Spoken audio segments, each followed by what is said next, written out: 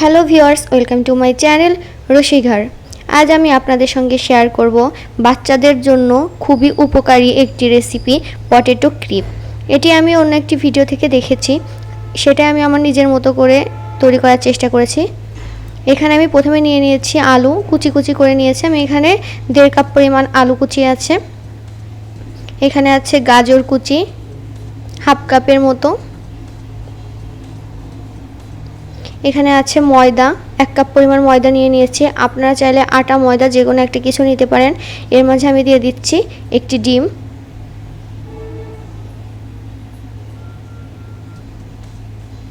দিয়ে দিচ্ছি স্বাদ অনুযায়ী লবণ। এবার এটাকে আমি একটা হ্যান্ড হুইস্কের সাহায্যে ভালোভাবে মিশিয়ে নিচ্ছি। আপনারা চাইলে হাত দিয়েও মিশিয়ে নিতে পারেন, সেটা আপনাদের ইচ্ছা।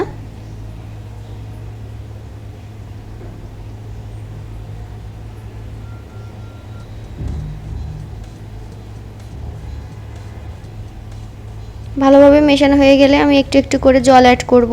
একবারে বেশি জল দেওয়ার কোনো প্রয়োজন নেই, তাহলে এই মিশ্রণটি আপনার পছন্দ অনুযায়ী হবে না। সেজন্য একটু একটু করে জল দিবেন এবং এভাবে যখন পাতলা একটা ব্যাটার তৈরি হবে তখন এটাকে আপনি 15 মিনিটের জন্য ঢাকা দিয়ে রেখে দিবেন।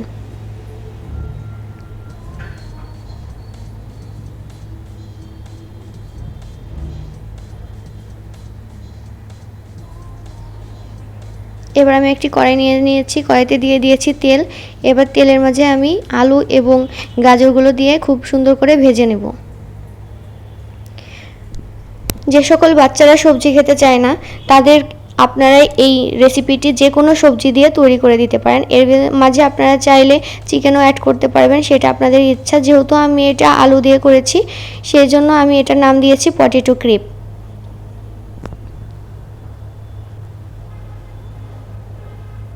আপনারা আপনাদের পছন্দ অনুযায়ী যে কোনো সবজি ব্যবহার করতে পারবেন। আলু একটু নাড়াচাড়া করে নেওয়ার পর আমি দিয়ে দিচ্ছি গাজর কুচি। গাজরটা আমি গ্রেটারে কুচি করে নিয়েছি, আপনারা চাইলে হাত দিয়েও কুচি কুচি করে কেটে নিতে পারেন।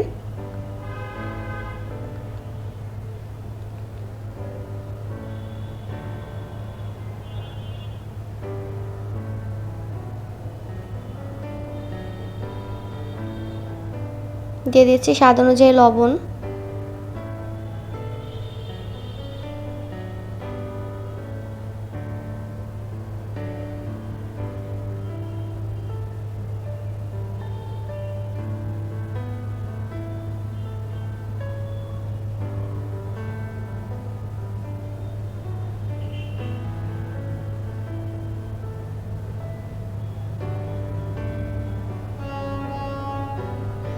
দিয়ে দিচ্ছি চিলি ফ্লেক্স। বাচ্চাদের জন্য যদি আপনারা তৈরি করেন তাহলে চিলি ফ্লেক্সটা বাদ দিয়ে দিবেন। এবং দিয়ে দিচ্ছি সামান্য পরিমাণ গোলমরিচ। আমি আমার স্বাদ অনুযায়ী চিলি ফ্লেক্স এখানে অ্যাড করেছি। আর আপনারাও যদি ঝাল খেতে পছন্দ করেন তাহলে আপনারা চিলি ফ্লেক্স অবশ্যই ব্যবহার করবেন, চাইলে কাঁচামরিচও ব্যবহার করতে পারেন, এটা আপনাদেরই ইচ্ছা। বাচ্চাদের জন্য যদি তৈরি করেন তারা যেহেতু ঝাল খেতে পারে না, সেই ক্ষেত্রে আপনারা চিলি ফ্লেক্সটা বাদ দিয়ে দিবেন।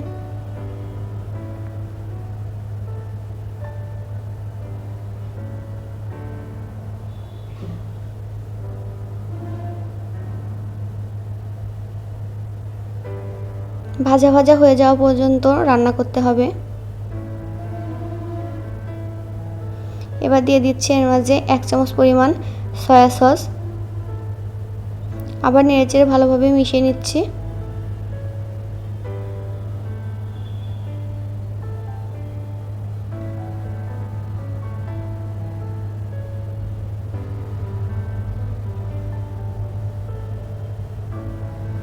দিয়ে দিচ্ছি 1 চামচ পরিমাণ ভিনেগার।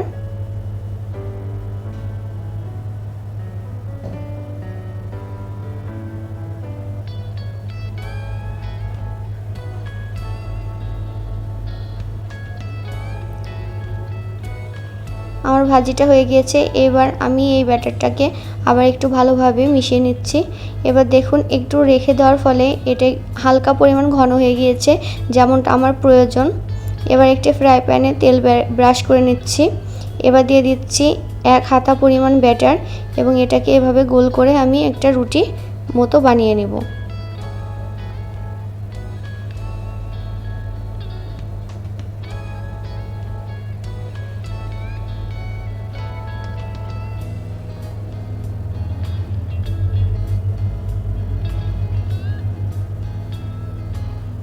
লো ফ্লেমে এই রুটিগুলোকে ভেজে নিতে হবে।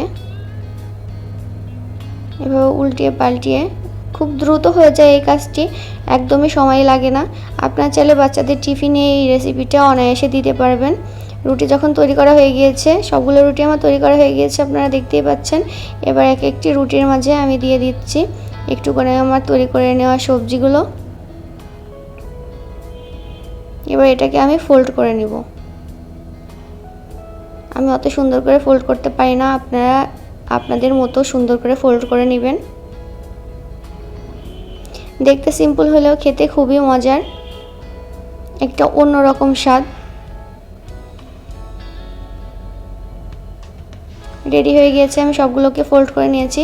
আমি আমার মতো করে ফোল্ড করে নিয়েছি, অতটা সুন্দর করে ফোল্ড করতে পারিনি। আপনারা আবার সুন্দর করে ফোল্ড করবেন যাতে দেখতে আরও আকর্ষণীয় লাগে এবং খেতে যে মজা লাগবে এটা তো আমি বলেই দিয়েছি। আমার ভিডিও যদি আপনাদের ভালো লেগে থাকে তাহলে আমার চ্যানেলকে অবশ্যই সাবস্ক্রাইব করবেন এবং পাশে থাকা বেল আইকনটি প্রেস করে দিবেন। ধন্যবাদ।